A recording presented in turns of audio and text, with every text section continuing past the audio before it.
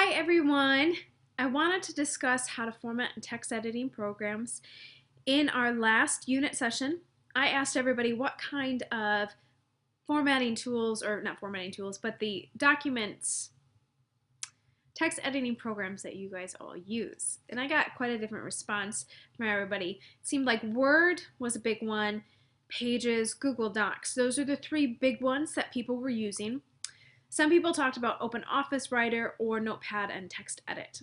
I'm going to go over each of those and how to format for your English class. So first I'll look at Word. Now I'm using a Mac right now, so I can't do a live showing of how to use Word. So I took a bunch of images from my husband's computer that show how to make an alignment change, how to change your font type, size, and color, line spacing, and how to save and open a Word document. So when you first open Word, it looks something like this. Now there's tons of different versions of Word.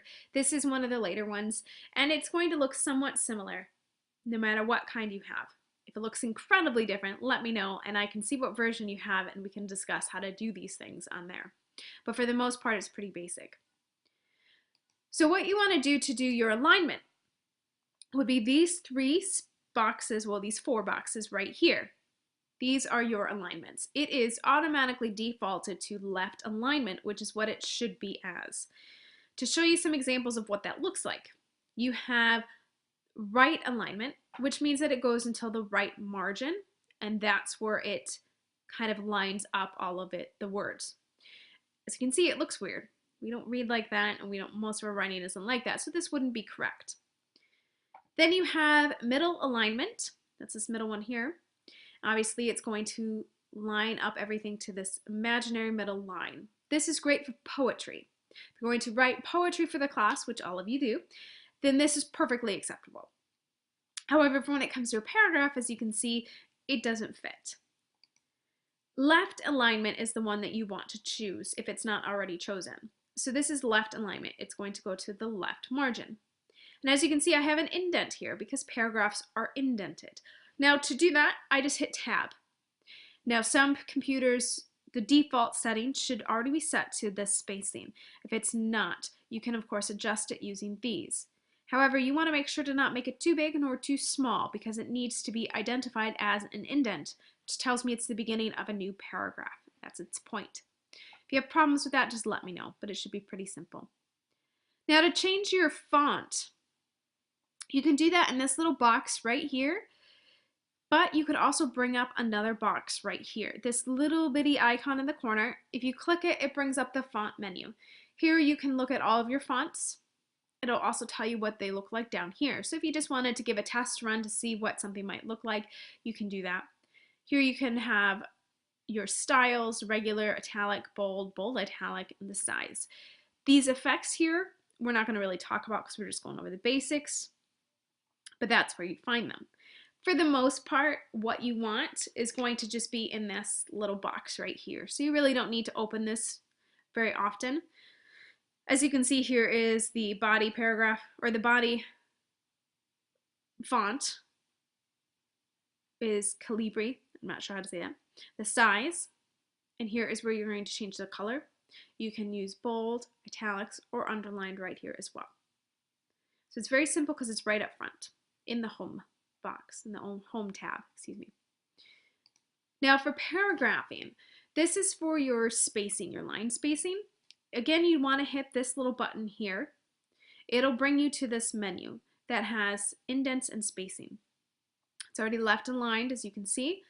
And here, down here in spacing, is where you'll find the before each line if you want to space, after each line if you want to space, and line spacing here. Now my preference is that there is no spacing before or after a line, and it's single spaced or even single and a half.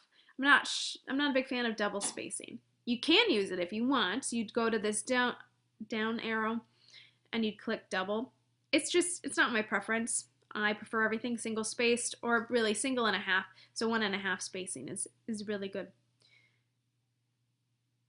So that is my preferred method of how things are spaced.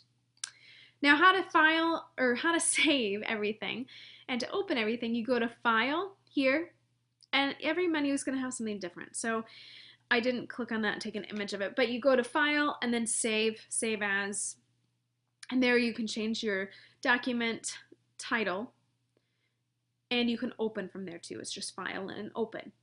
Those are going to be your basics for Word. So again, where you find everything, these are your alignments. This is where you can change your font size and type and color. To change your spacing, you go into this little button here where it's paragraph, just to make sure that it is set correctly with no spaces before or after paragraphs and single or single and a half spacing. Now, the next one is Pages, which I have Pages, so this makes it a little bit easier because I can show it to you live. So here's Pages, and to do everything you're going to see, it's going to be over here. This little format button is what you click. So we're looking at the body part of the paragraph, obviously, and in Style. Here you can change your font. Here you can change your size and your color. The bold, italicized, and underlined. Very simple. Here's your alignments again. So that's left align, which is correct. There's middle align, which is great for poetry. Right aligned, which just doesn't work very well. And then this one, which is kind of justifies it between both right and left, but this is the preferred. Here you have spacing, which you can do the drop-down menu too to see the before and after paragraph part. And then of course here's your spacing. Single is what I usually prefer, but 1.5 is fine too. I'll show you what that looks like. My mouse is not working very well right now. So that would be 1.5 or double. That kind of shows you what it looks like. It's just a lot of white space. It's kind of unnecessary. 1.5 is nice though. I like that. I think it looks nice. So that's how you do that for here. So again, your font is right there. Your alignment is right here. Your spacing is right there. Very simple, easy to do. Now you can't see it up in the corner up here. It's outside of my little viewing or my camera, but you go to File, Save, which you can see a little bit there, and that'll save it as a Pages document. If you have Pages, if you have an updated version, sometimes they'll let you export to a Word document or a PDF. Some teachers might require it to be in something like this because it's readable on all computers. Pages is very specific. So saving it as Word or a PDF is a good option for you if you're using a Mac. Either one will work for me, as well as Pages. Now for Google Docs, that one is pretty basic as well, and it goes along with your Word, or it looks like Word. And again, I don't have it all the way over here, so let me just move this. There we go. So to do your alignment here, it's going to be these over here. You've got left align, centered, right align, and then the justify goes to both ends. Again, we want it to be left align. Here's middle, here's right, and there's the justified, but I prefer left. If you are changing font, that's right here where it says Arial. Calibri is a common one, something like that. Here's your font sizes. You can change those as you need be. To change your colors, it's in here. You can also highlight them if you'd like, but text color is here. For line spacing, it's a little bit different. It's going to be this little thing right here. And here you really don't have a ton of stuff, but you can hit custom spacing and it gets you there. So paragraph spacing, line spacing, one of those. Now the thing with Google Docs is, as you can see, all changes are saved in the drive right away, which is good. You don't have to worry about saving. But don't download it as a Google Doc, because for some reason I can't seem to open those. When students do that and then upload it for a submission, I usually end up emailing them and asking them to share it with me. So if you're going to do that, you can go to File, Download As, and here's where you can download again as a Microsoft Word document or PDF. Those are my two preferences. Rich text format is okay too, however the formatting doesn't go very well, so I wouldn't recommend it. And I cannot open ODT. So that's not something you want to save it as. But what you can do, of course, is share it with me. You go to File, Share. And here's where you just type in my email address and then hit share. And so you click that, and then you'd hit send, and it would send me a link. And then I can share that, or I can look at that. So that's the best way to do that when it comes to Google Docs.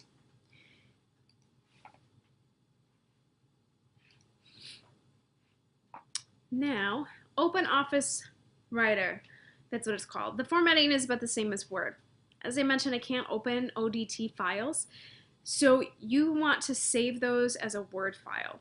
To do that, you want to go to File, click Save As, which brings up a window, and then you click on the Save As Type drop-down menu and choose a doc file. The 97-2000 XP one is probably going to be the best. It looks like this. This is the Save As box that comes up. This is the file type area.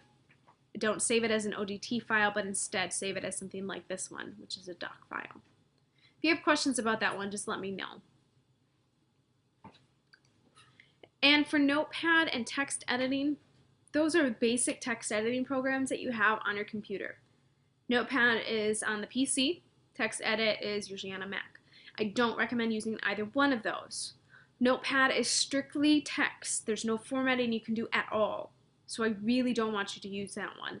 TextEdit for the Mac has some basic formatting, but again, I recommend not using those. Use the other options that are available to you. Google Docs is probably going to be one of your best bets because you can share it with me. Makes it very easy for me to make comments on it, and I can send that right back to you, and you can see those as we go along. So Google Docs is one. If you don't have anything else, this is available online. So that would probably be your best bet. Now, a student asked me a while ago about how to submit an assignment to make sure that you're doing it correctly. So I just want to review how to write up a submission, how to upload your assignment, comments and what those are, how to see my response, and how to resubmit. So let's go into your class. This is yours right here. And we're looking at Unit 1. And let's say that you want to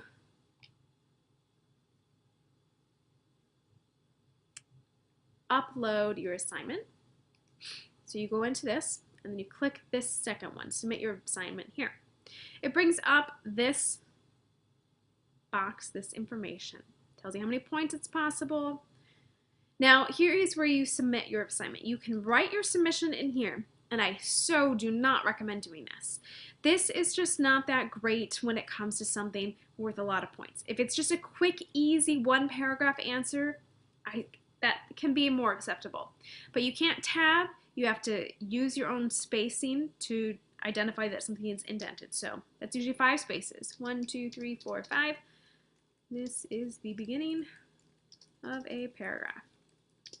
And then you'd write out your answer. Here you can change your font. Here you can change the size. You can change the color, etc., etc. It's very basic. I don't necessarily recommend using this one because of the basic parts of it. And for some reason, I can't make little comments on this when I get it on my end. Instead, what I recommend is going to this. Click Browse My Computer, pick the file that's correct for that, attach it, and then hit Submit. That's how you submit the assignment. This comment area is not where you add your response. This here is just for me to see. It is a quick comment. So for example, I had a person write a poem recently about a TV show that they really liked. In the comments, they just gave me some background on the TV show so I'd understand the poem a bit more. That's perfectly fine. That is exactly what comments are for. Or if it's something in here like you said, I tried my hardest on this, but I struggled with this, although I'd prefer you to email me that before you actually submit an assignment. Sometimes me knowing that can help me figure out how to point out what to do better the next time when you want to resubmit. So comments here are just something between you and me. It is not for the actual grade. I can't grade anything that's in the comments. I can only grade things that have been written in here or attached.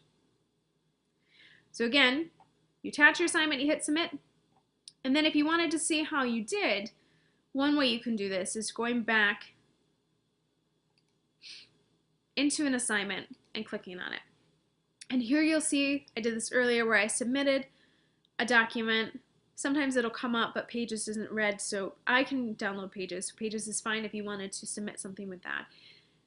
And here over here, you'll see my feedback for you.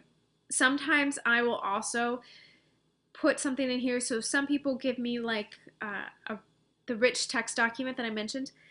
They will send that to me, and I will download it, write my own comments on that paper, and then put it in here, and you can find it there. It'll say something like annotated. Those will be where my comments are if I cannot write it on here.